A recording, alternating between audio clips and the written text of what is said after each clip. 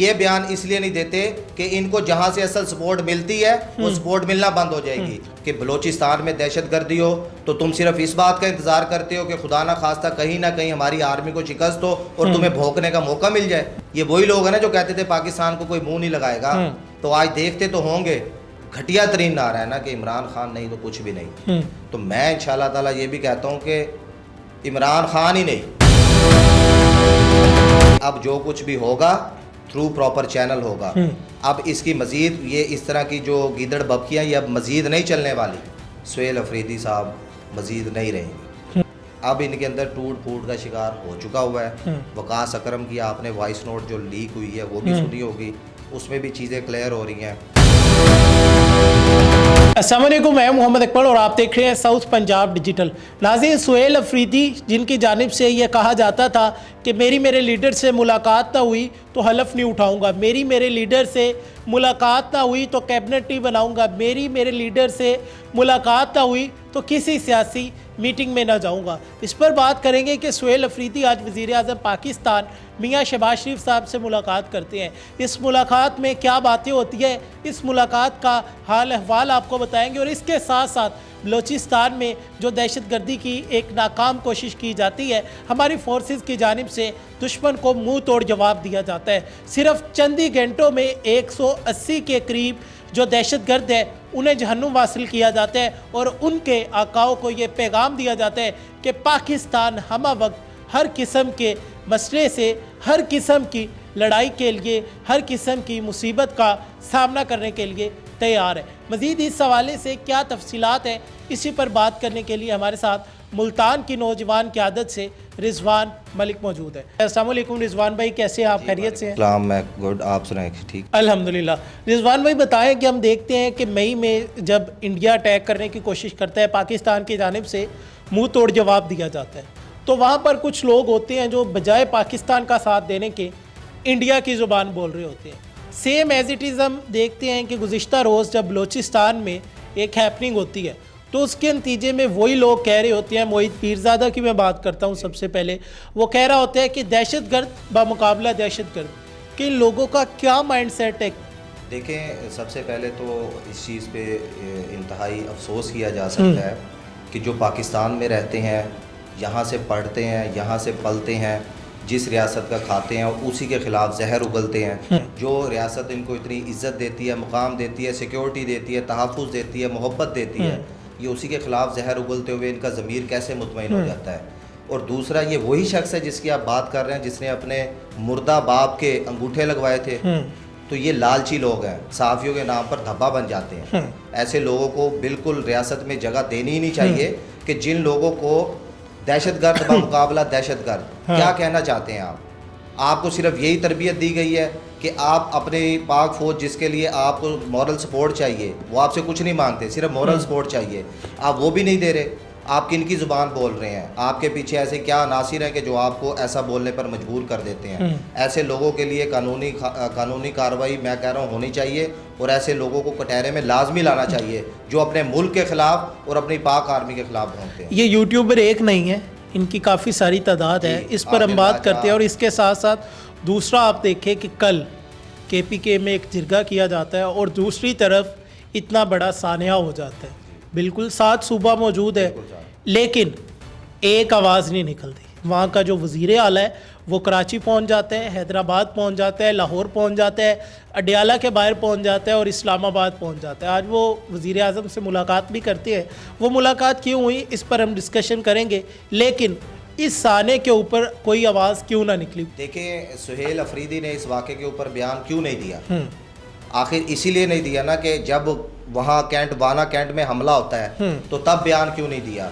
ये कल इतना बड़ा परसों सानिया हुआ है, यहाँ बयान क्यों नहीं दिया गया? यहाँ बयान इसलिए नहीं दिया जाता क्योंकि इनके ऊपर जो आने वाली जो गाड़ियाँ कराचियों में भर भर कर लेकर जाते हैं वो आना बंद हो जाएंगी। ये बयान इसलिए नहीं देते कि इनके जो जलसों में लोग आते हैं वो आना बंद हो जाएंगे। ये बयान इसलिए नहीं देते कि इनको जहाँ से असल सपोर्ट मिलती है वो सपोर्ट मिलना बंद हो जाएगी। ये सुहेल अफरीदी साहब बयान इसलिए नहीं देते। इनको पुरजोर मजम्मत करनी चाहिए, उनके खिलाफ बयान देना चाहिए। अच्छा, इसमें आज सुहेल अफरीदी वज़ीर आज़म पाकिस्तान से मुलाकात भी करते हैं। ये वही सुहेल अफरीदी हैं जो कहते थे मेरे लीडर से मुलाकात नहीं होगी तो हलफ नहीं उठाऊंगा, मेरी लीडर से मुलाकात नहीं होगी तो कैबिनेट नहीं बनाऊंगा, मेरे लीडर से मुलाकात नहीं होगी तो वज़ीर आज़म से नहीं मिलने जाऊंगा। ये वही सुहेल अफरीदी है जिन्होंने पहले वज़ीर आज़म को कॉल की थी, फिर मजाक बनाया था, एक प्रोपोगेंडा बनाया था, आज फिर उसी वज़ीर आज़म को मिलने चले जाते हैं। इंतहाई अफसोस के साथ ये बात कहना पड़ती है कि हमारे नौजवान इतने बहक जाते हैं कि वो उनसे बजाय ये सवाल करने के, अब पिछले दिनों इन्होंने कहा था, ये परसों चौथ की बात है, 3-4 दिन पहले, कि ये कह रहे थे कि जी अगर हमारी लीडर से मुलाकात ना हुई तो हम यहाँ धरना देंगे, हम यहाँ से नहीं जाएंगे, फिर गाड़ियाँ भगा के चले जाते हैं। और लोगों ने गालियाँ भी निकाली जब गाड़ियाँ भगाई। ठीक है, तो ये आपको मैं बता रहा हूँ, बहुत जल्द सुहेल अफरीदी भी, इनकी पार्टी ही इसको गद्दार कह देगी। आज ये किस मुंह से मिलने जा रहा है?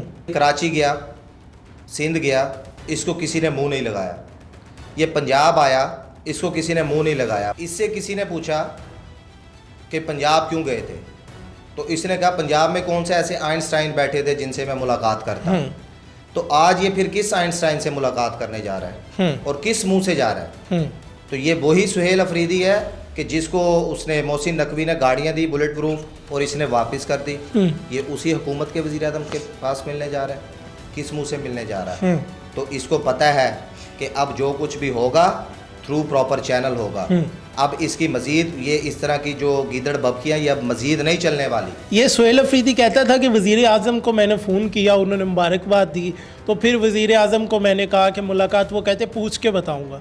तो अब ये फिर क्यों आ गया? अगर इसे लगता है कि उनके पास पावर ही नहीं है, वो वज़ीर आज़म है हमारे मुल्क के, तो फिर ये क्यों आ गया? देखें, इनका सिर्फ नैरेटिव हमेशा 2 नंबर की सियासत कर रहा है, पॉलिटिकल स्टंट खेलते हैं। ये हर जगह इन्होंने पॉलिटिकल स्टंट खेलना होता है। इनके पास करने को काम कोई भी नहीं है। डेवलपमेंट के लिए, हेल्थ के लिए, एजुकेशन के लिए, लोगों की फलाह बहबूद के लिए, सूबे के तरक्की के लिए इनके पास कुछ भी नहीं है। इन्होंने हर जगह सिर्फ पॉलिटिकल स्टंट खेलना होता है कि किसी ना किसी तरीके से हम कोई नेगेटिविटी फैला जाएं और उसी में हीरो बन जाएं। बस इनको नेगेटिविटी में हीरो बनने का बहुत शौक। तो आप देखें ना, आप कह रहे हैं कि उनके पास फंड नहीं है, चीज़ें नहीं है। अभी लास्ट टाइम हमने देखा, हमने प्रोग्राम भी किया कि 50 मिलियन रुपए जो है वो केपी के गवर्नमेंट की जानिब से जारी किए जाते हैं। वो जारी इसलिए किए जाते हैं, ये जो तमाम तर यूट्यूबर्स हैं जो पाकिस्तान तरीके इंतशार के लिए काम कर रहे हैं, कुछ उनमें से पाकिस्तान में मौजूद है, कुछ आउट ऑफ कंट्री मौजूद है, कि उन्हें पेमेंट्स की जाती है। अब वही यूट्यूबर जो है वो पाकिस्तान मुखालिफ बयानियाँ बना रहे होते हैं, वो यूट्यूबर जो है एंटी स्टेट बयानियाँ बना रहे होते हैं। इस तरह के यूट्यूबर्स जिन्होंने बाहर बिठाए हुए हैं उनको ये फंडिंग करते हैं। वो फंडिंग करके पाकिस्तान के ख़िलाफ़ नैरेटिव पाकिस्तान में फैलाते हैं सोशल मीडिया के थ्रू। फिर वो लोगों को, नौजवानों को और बहुत प्यारे खूबसूरत पाकिस्तानियों को बेवकूफ़ बनाने की कोशिश करते हैं। उनकी नज़र में सिर्फ एक ही चीज़ जो इनका ये गलत और घटिया तरीन आ रहा है ना कि इमरान खान नहीं तो कुछ भी नहीं। तो मैं इंशाल्लाह ताला ये भी कहता हूँ कि इमरान खान ही नहीं, जो ऐसा बोलेगा अब उसके लिए इंशाल्लाह ताला ये पाकिस्तान की धरती जो है ना वो इसमें जगह बिल्कुल भी नहीं रहेगी। और जो बाहर बैठ के भौंक रहे हैं ना उनको भी जल्द इंशाल्लाह पाकिस्तान के कटहरे में इंशाल्लाह ताला हमारी रियासत लाकर खड़ा कर देगी।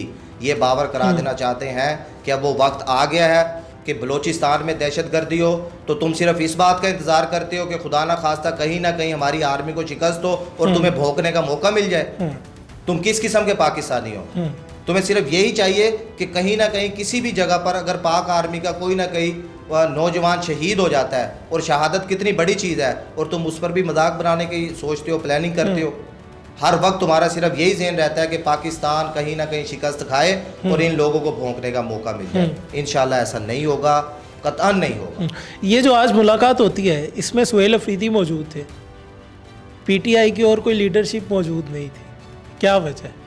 सुहेल अफरीदी साहब मज़ीद नहीं रहेंगे, ये गद्दार बन जाएंगे। इनको बहुत, यही PTI की ब्रिगेड जो है ना, अच्छा इस ब्रिगेड का एक और काम भी है। ये जैसे पाकिस्तान में रहते हुए अपने इदारों के खिलाफ भौंकते हैं ना, इसी तरीके से ना वो कहते हैं ना कि फिर आज सुहेल अफरीदी इनको चूम रहा है, इनको फ्लाइंग किसीज पास कर रहा है, कुछ दिन रुक जाएं, यही ब्रिगेड इसके खिलाफ ना भौंके तो आप कहना। अब इनके अंदर टूट फूट का शिकार हो चुका हुआ है। वकास अकरम की आपने वॉइस नोट जो लीक हुई है वो भी सुनी होगी, उसमें भी चीज़ें क्लियर हो रही हैं। इमरान खान की बहनों का अपना नैरेटिव है और KPK की हुकूमत का अपना नैरेटिव है। इंशाल्लाह ताला ये टूट फूट का शिकार होकर तबाही की तरफ जा रहे हैं, क्योंकि जो पाकिस्तान की तबाही का सोचेगा ना, बड़े बड़े जो इतने बड़े बड़े मतलब मुल्क बनते हैं, रियासतें बनती हैं, वो पाकिस्तान का कुछ नहीं बिगाड़ सकी। तो मुट्ठी भर की ब्रिगेड जो है वो कभी भी नहीं कर पाओगे। ये इंशाल्लाह ताला हमारा ईमान भी है और हम पूरे यकीन से कहते हैं कि बहुत जल्द ये तबाही का शिकार होने वाला है। ये जो यूट्यूबर्स है, जो यूट्यूबर तबका है, बैरून मुल्क बैठा हुआ है, पाकिस्तान से बाहर बैठे हुए हैं और पाकिस्तान के ख़िलाफ़ बयानियाँ बनाते हैं, इन्हें आप क्या पैगाम देना चाहेंगे? इन्हें मैंने क्या पैगाम देना है, इन्हें तो पाकिस्तान पैगाम दे रहा है अल्हम्दुलिल्लाह। पाकिस्तान की तरक्की पैगाम दे रही है इन्हें अल्हम्दुलिल्लाह। पाकिस्तान की फॉरेन पॉलिसी इन्हें पैगाम दे रही है इनको। अब ये वही लोग थे जो कहते थे पाकिस्तान खुदा न खास्ता दिवालिया होने जा रहा है। आज अल्हम्दुलिल्लाह पाकिस्तान का है, ये देख लें। बिल्कुल फॉरेन पॉलिसी आप देख लें कि तमाम मुल्कों के सरबराह हमारे आर्मी चीफ की और हमारे वज़ीर आज़म की किस तरीके से रिस्पेक्ट करते हैं, किस तरह आगे आकर मिलते हैं। ये अब देख लें, ये वही लोग हैं ना जो कहते थे पाकिस्तान को कोई मुंह नहीं लगाएगा, तो आज देखते तो होंगे और इनको शर्म भी आती होगी कि हमने क्या कहा था। तो इंशाल्लाह ताला और आखिरी पैगाम इनके लिए यही होगा कि ये इबरत का निशान बनेंगे। ये लोग पाकिस्तान के ख़िलाफ़ भौंकने वाले जो भी हैं, जितने भी हैं, और अंदरूनी भी सुन लें, बैरूनी भी सुन लें, ये बहुत जल्द इबरत का निशान बनेंगे इंशाल्लाह। रिजवान भाई बहुत शुक्रिया, थैंक यू सो मच।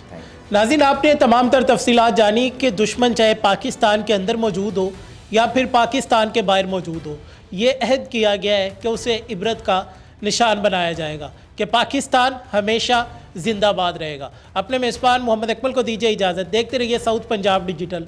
अल्लाह ने के बाद।